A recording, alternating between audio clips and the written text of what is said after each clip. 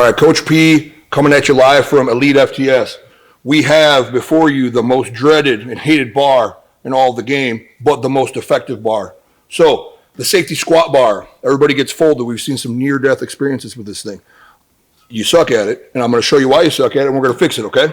So the main concept that we need to understand, we're using safety or specialty bars, I should say, is that we want to squat one way, and that's the same way we squat under a straight bar for competition, obviously, right? So when we have these bars, the design of the bar is going to change the leverage for you. So what our goal should be to do is to squat how we squat in competition and allow the design of the bar to change the leverage for us to give us that stimulus, okay?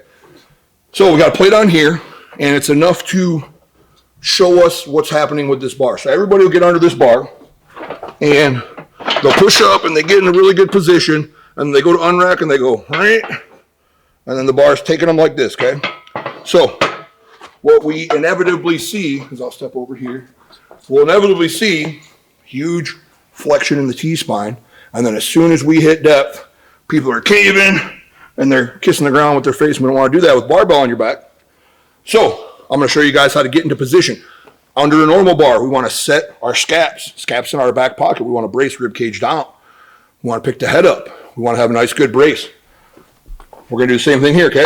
So what we're going to do is we're going to drop our level below the SSB and set our upper back.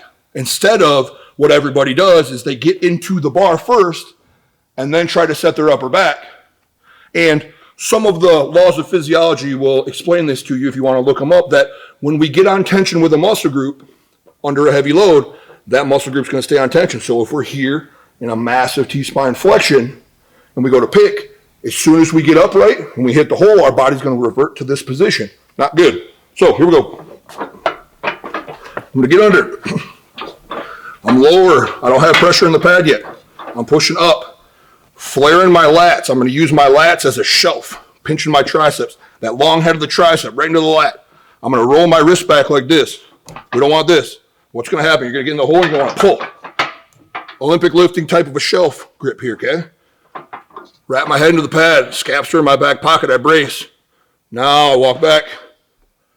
I have a nice, good chest position.